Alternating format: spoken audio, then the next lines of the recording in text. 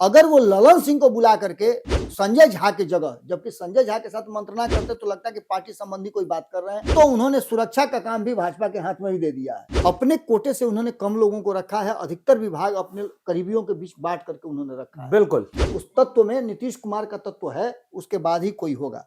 तो ऐसे में नीतीश कुमार के हर एक्शन जो है, एक्टिविटी जो होती है, वो कहीं ना कहीं ध्यान में लोगों के रहती है। ओरमा ग्रुप, जो सोचता है वो करता है। आपके अपने सपनों का आशियाना। नमस्कार, मैं दीपक। भारत लाइव देख रहे हैं आप। बिहार की राजनीतिक गलियारों में कई चर्चाएं तेज हो गई हैं। कई चर्चाओं कहने का अर्थ यह है कि नीतीश के बेटे निशांत की एंट्री एक ये सबसे बड़ी चर्चा है बिहार की राजनीति में। आखिर कब उनकी एंट्री होगी? एक तरफ ये चल रही है तो दूसरी तरफ ये भी चल रही है कि एनडीए कब तक जो है बिहार में सरकार में रहेगी। यानी कि ये एनडीए में टूट की खबरें भी तेज हो गई हैं। ये आने वाले समय में एनडीए का ही सरकार रहेगा। दही चूड़ा के बाद किसकी किससे मुलाकात होगी, ये सारी बातें जो हैं वो लगातार राजनीतिक गलियारों में तेजी से दौड़ रही है। लेकिन बात यहीं तक नहीं, बात तेजस्वी यादव की भी हो रही है। तो लगातार ये भी खबरें चल रही है कि तेजस्वी यादव जो है वो बिहार आने वाले हैं और उसके बाद समीक्षा बैठक करेंगे। और कहीं ना कहीं तेजस्वी यादव नेता प्रतिपक्ष के रूप में जिस तरीके से लगातार कहते हैं कि सरकार को आईना दिखाएंगे, किस तरीके से आईना दिखाएंगे, या नीतीश तेजस्वी की तरफ चल जाएंगे, या नीतीश जो है वो एनडीए के साथ बने रहेंगे, या सीएम की कुर्सी किसी और के पास चली जाएगी। और नीतीश की मुलाकात उनके करीबी नेताओं से उनके घर पे और उन नेताओं के घर पे भी हो रही है। लगातार क्या कुछ चल रहा है बिहार की राजनीति में, सब जानेंगे। बाबा हमारे साथ मौजूद हैं और खरमास के बाद क्या होगा ये तो जानेंगे ही, लेकिन उससे पहले नीतीश कुमार की मुलाकात, कभी नीतीश कुमार पहुंच जाते हैं अपने करीबी नेता के घर, कभी उनके नेता उनके पास पहुंच जाते हैं। एक फोटो लगातार वायरल हो रही है जिसमें अनंत सिंह के दोनों बेटे जो हैं नीतीश कुमार को गुलदस्ता देते नजर आए हैं। क्या कुछ बड़ा होने वाला है क्या बाबा? सत्यनारायण भगवान की कथा कभी सुने हैं? एकदम पूजा होता है तो सुनते नहीं है।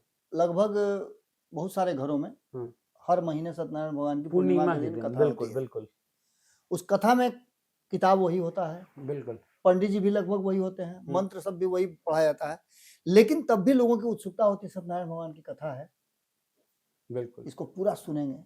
जानते काहे के लिए? प्रसाद के लिए। क्योंकि लोग कहते हैं कि प्रसाद जो है वो, प्रसाद में बहुत कुछ होता है, प्रसाद में ही असल फल जो होता है वो होता है जी।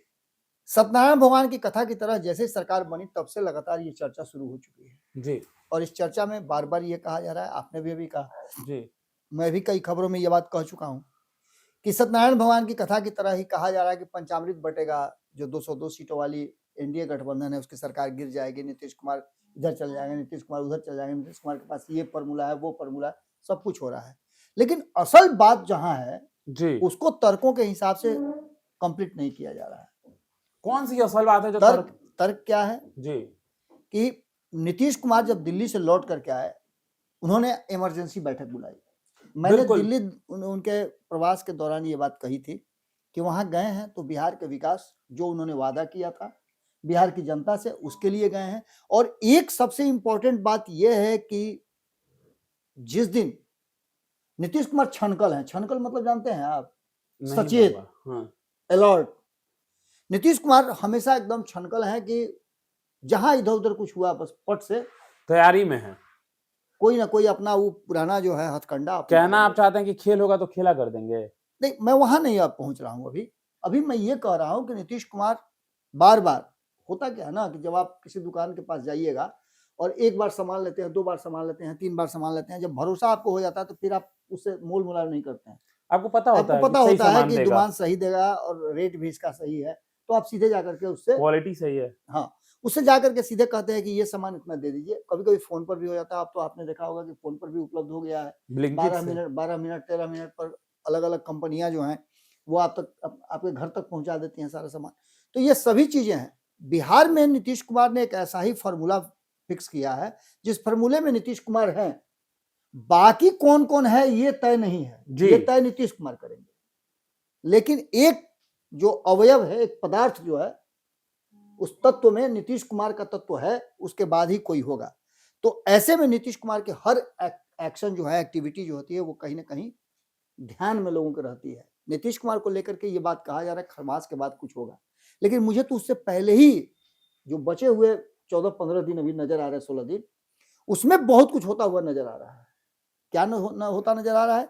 तो दिल्ली से लौटने के बाद नीतीश कुमार के चेहरे पर जो नूर चाहिए था वो नहीं था जी। नीतीश कुमार चुप्पी साधे हुए थे, लेकिन नीतीश कुमार ने एक बात जरूर की। जैसे दिल्ली से लौटे वैसे ही पहले तो अपने मंत्रिमंडल की बैठक की, उसमें उन्होंने अपने प्रगति यात्रा के दौरान और अन्य जो वादे थे उसको लेकर के अलग अलग विभाग के मंत्रियों से पूछा कि भाई आपको ये विभाग मिला है, आप उसमें क्या किए।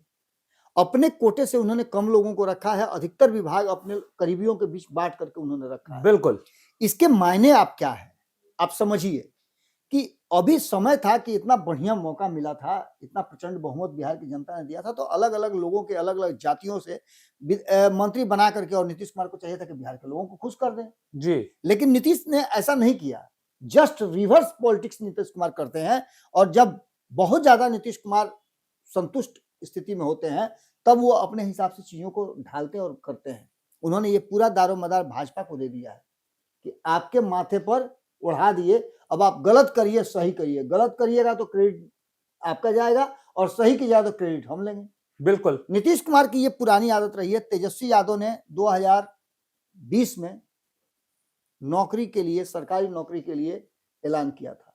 अपने मैनिफेस्टो में उन्होंने कहा था कि मेरी पहली कलम से 10 लाख लोगों को सरकारी नौकरी दूंगा। ये जैसे ही वो सरकार में 2022 में आए अगस्त में, उन्होंने सबसे पहला शर्त नीतीश कुमार से यही करवाया, और 15 अगस्त के दिन उन्होंने गांधी मैदान के प्राचीर से ये अनाउंसमेंट अपने सामने करवाया। और नीतीश कुमार ने यह बात कहा भी, ये तो 10 लाख ना बोले थे, हम 20 लाख दे रहे हैं, लेकिन देंगे। दिया उन्होंने ना। 50 लाख लोगों को नौकरी और रोजगार जो दिया है, ये तभी संभव हुआ है जब उस 17-18 महीने की सरकार में तेजस्वी यादव थे, और तेजस्वी यादव ने उस पर दबाव बनाया था। इसमें कोई लाव लपेट नहीं है, कोई दो राय नहीं है। हो सकता है कि नीतीश कुमार की ये पहले से प्लानिंग चल रही हो, वो अलग बात है, लेकिन जब जिसके कारण होता है उसको उसका माना क्रेडिट जाता मिलता है। लेकिन भैया, हमेशा लड़ता सिपाही का नाम होता है सेनापति का। बिल्कुल। तो नीतीश कुमार के क्रेडिट जाना ही था। वही स्थिति है कि नीतीश कुमार ने विभागों का बंटवारा जो किया, उसमें से अधिकांश विभाग जो हैं वो दे दिया है भाजपा को। अब तो उन्होंने सुरक्षा का काम भी भाजपा के हाथ में ही दे दिया है। गृह विभाग दे करके कहीं ना कहीं उन्होंने एक पेंच में फंसा दिया भाजपा को, कि उनके पास वो वैलिड कारण हो जिस कारण से वो गठबंधन तोड़े तो किसी को कोई परेशानी नहीं हो, और उनके पास ये कहने के लिए हो कि मैंने तो इनको दिया था, इनसे हुआ नहीं। तब हमने उन्होंने तब भी, जब आता है महागठबंधन का बात, तो कहते हैं कि हमने तो उनको चांस दिया, उन्होंने पूरा नहीं किया है। विधानसभा यही में कह कहते देते हैं हैं जी। यही कहते हैं। अब जो वर्तमान स्थिति है, ये चर्चा हम करने के लिए इसलिए बैठे हैं कि अचानक से दिल्ली से लौटने के बाद नीतीश कुमार ने मंत्रिमंडल की बैठक करने के बाद मंत्रियों को बुलाया, और मंत्रियों को बुलाने के बाद 3 चरण में 3 लेवल पे उन्होंने बैठक की जी। अपने आवास पे किया, इधर उधर नहीं किया, अपने आवास पे सबको बुला करके और बैठक किया। ये उनकी सुपरमेसी थी। सुपरमेसी इसलिए थी कि जब दिल्ली गए थे नीतीश कुमार, तो उनको नरेंद्र मोदी के यहाँ और अमित शाह के यहाँ जा करके मुलाकात करनी पड़ी थी। कौन साथ में लेकर के गया था? ललन सिंह लेकर के गए थे। कौन वहां मौजूद नहीं था? संजय झा मौजूद नहीं थे। संजय झा को क्यों मौजूद होना चाहिए था? क्योंकि वो पार्टी के कार्यकारी राष्ट्रीय अध्यक्ष हैं, तो उनको वहां मौजूद होना चाहिए था। और इनके देखा देखी भाजपा ने भी अपना कार्यकारी राष्ट्रीय अध्यक्ष बिहार बना दिया, बिल्कुल बिहार बिहार को दे दिया। अब ऐसी स्थिति में आप समझिएगा, 2-3 बातें बड़ी महत्वपूर्ण है। पहला तो मंत्रिमंडल की बैठक बुलाई, उसमें कड़ा एक्शन दे दिया कि भैया हमको रिपोर्ट चाहिए, आपने क्या क्या किया है, हमको जल्दी रिपोर्ट सबमिट कीजिए। कई मंत्री को आप देखे होइएगा कि अपने क्षेत्र में भाग गए हैं, दौड़ गए हैं, और अपने अपने विभाग के काम को देख रहे हैं। कई लोग तो पहले से इस बात के लिए संकल्पित थे, जैसे 2 विभाग जो मिला है चिराग पासवान को, उनके मंत्री लगातार काम कर रहे हैं। बिल्कुल, संजय सिंह नजर भी आ रहा है, मीडिया में भी आपने देखा होगा, और व्यक्तिगत रूप से भी वो विभागीय कार्य कर रहे हैं, उसका हवाला जो है उसका रिपोर्ट कार्ड पेश कर रहे हैं। इसके अलावे मैंने देखा कि पंचायती राज विभाग के मंत्री दीपक प्रकाश भी, वो भी काम कर रहे हैं, वो ग्राउंड जीरो पे मौजूद नजर आ रहे हैं, पार्टी के भीतर उनके जो भी चल रहा हो, लेकिन वो अपना काम बड़ी ईमानदारी से कर रहे हैं, और जिस तरह से युवा एनर्जेटिक हैं वो दिख भी रहा है। और विजय सिन्हा की तो बात ही नहीं और है। विजय सिन्हा तो भाई मर धड़ाधड़ कर रहे हैं, अनिल कपूर वाले नायक में फिल्म में आ गए हैं। लेकिन सबसे बड़ी बात यह है कि अब भाजपा के लोग जिनके पास अधिकांश मंत्री हैं, वो कैसा काम कर रहे हैं। नीतीश कुमार के पास ये भी है, हमारे 9 गो मंत्री मिलकर के इतना बढ़िया काम कर लिया, आप लोग 15 को 16 को होकर नहीं कुछ कर रहे हैं, बिल्कुल ये भी कहने का मौका मिलेगा। तो ये चल रही है। तो एक लेवल पे मीटिंग उन्होंने की कि सबसे पहले मंत्रियों को बुला करके और सारी जानकारी दे दी और कह दिया कि ये भाई टारगेट है, इस टारगेट को अचीव करना होगा। दूसरा लेवल, नीतीश कुमार ने तड़ातड़ सभी विभाग के मुख्य सचिव को बुलाया, बाकी के अधिकारियों को बुला करके, और कहीं ना कहीं नीतीश कुमार ने उनके साथ एक मीटिंग की और उन्हें प्रगति रिपोर्ट उनसे ली। ये भी एक कारण था, जहां नीतीश कुमार जब ये सब करना शुरू कर देते हैं तो हड़कंप बिहार की राजनीति में मचना शुरू हो जाता है और बिहार का राजनीतिक तापमान जो है ऊपर चढ़ने लगता है। क्योंकि इसी बीच में 2-3 बयान आए हैं जिसकी चर्चा हमने की कि तेजस्वी यादव बीच में ही अपना यात्रा, जो उनका व्यक्तिगत यात्रा है, यात्रा समाप्त करके बिहार लौट सकते हैं। और दूसरी तरफ उनकी पार्टी के तरफ से जो बयान मृत्युंजय तिवारी का आया है, वो बयान काफी सारगर्भित बयान है और उस बयान में बहुत कुछ है जिसके लिए बिहार की राजनीति और बिहार का मीडिया, नेशनल मीडिया भी उस पर अब बोलना शुरू कर चुका है। लेकिन एक और बड़ा सवाल है बाबा, जिस तरीके से नीतीश कुमार दिल्ली जाते हैं, फिर उसके बाद बिहार आते हैं, समीक्षा बैठक करते हैं, अपने खास नेताओं से मिलते हैं, इसका अर्थ क्या निकाला जा रहा है बिहार की राजनीति में? मैं उसी अर्थ की बात बता रहा हूँ ना, मैं उसी अर्थ की बात बता रहा हूँ। आप अपने हिसाब से निकालिएगा, हम अपने हिसाब से निकालेंगे और कई लोग कई तरह से निकालेंगे। लेकिन पहले मंत्रियों की बैठक होती हो, उसके बाद उन्हीं मंत्रियों के विभागों के जो अधिकारी हैं, मुख्य सचिव हैं, उनको बुला करके और उनके साथ बैठक की जाती हो और उन्हें हड़काया जाता है। एक तरह से हड़काना ही इसको हम कहेंगे, क्योंकि उनको टाइम फ्रेम दे दिया जाता है कि आपने अपने विभाग की कितनी प्रगति की है, इसमें ये काम होना था, आपने उसको क्या किया, कितने दिनों में कंप्लीट होगा, कोई कोताही बर्दाश्त नहीं की जाएगी। साफ साफ ये कहा जा रहा है कि हमको समीक्षा करके बताइए कि आपके जिला में क्या कुछ हो रहा है, क्या काम। तो जिलाधिकारी के साथ साथ विभागों के जो अधिकारी हैं उनको बुला करके जब ये बात करते हैं, चेतावनी देते हैं, ये संदेश मैसेज लोगों तक पहुंचाते हैं आम जनता के बीच में कि नीतीश कुमार फुल एक्शन में है जी। नीतीश कुमार किसी भी तरह का कोताही नहीं चाहते हैं। नीतीश कुमार किसी भी तरह का कोई भी जन सरोकार से जुड़े हुए कार्यों को पीछे धकेलना नहीं चाहते हैं। तो इसका मतलब है कि नीतीश की छवि जो है वो लोगों के बीच में जाती है। बिल्कुल, ये संदेश एक तरह समझिए कि मीडिया के माध्यम से हो या विभिन्न माध्यम से हो, वो पहुंचाना है। लेकिन सबसे बड़ी बात कि ये तो एक संवैधानिक प्रक्रिया है जिसमें वो सरकार के मुखिया हैं, उनका फर्ज भी बनता है कि क्या चल रहा है सरकार के अंदर में, उसका समीक्षा करें, जांच पड़ताल करें और काम नहीं हो रहा तो उस पर वो एक्शन ले। लेकिन इन सबके बावजूद अगर वो ललन सिंह को बुला करके संजय झा की जगह, जबकि संजय झा के साथ मंत्रणा करते तो लगता है कि पार्टी संबंधी कोई बात कर रहे हैं, पार्टी के संगठन के बारे में कुछ बात कर रहे हैं। लेकिन जो व्यक्ति केंद्रीय मंत्रिमंडल में हो, नीतीश कुमार का करीबी हो और संजय झा को छोड़ करके ललन सिंह के साथ मंत्रणा करना, वही ललन सिंह जो दिल्ली में उनके साथ साया की तरह रहे, तो कहीं ना कहीं इस समीक्षा बैठक, मंत्रियों के साथ बैठक और ललन सिंह के साथ घंटों बैठ करके बात करना और ललन सिंह का भागे दौड़े आना और फिर भागे दौड़े दिल्ली जाना, ये कहीं ना कहीं एक संशय पैदा करता है। बिल्कुल, आखिर क्या चल रहा है, क्या बात है जो इतना तेजी में नीतीश कुमार ये सारा एक्शन ले रहे हैं, क्या नीतीश के मन में कुछ है? अब यहां से एक नई कहानी आप समझिए कि जब आपने कार्यकारी अध्यक्ष को के साथ वो मंत्रणा करके ललन सिंह के साथ विभिन्न मुद्दों पे बात करते हैं तो निश्चित रूप से नीतीश के मन में कुछ है। इसको 2 एंगल से देखा जा सकता है जी। पहला ये कि क्या नीतीश के मन में कुछ है, नीतीश कुछ विशेष करना चाहते हैं, और दूसरा ये कि क्या नीतीश कुमार विकास का जो उनका मॉडल है 7 निश्चय पार्ट 3 लेकर के आए हैं, उस पर कुछ करना चाहते हैं।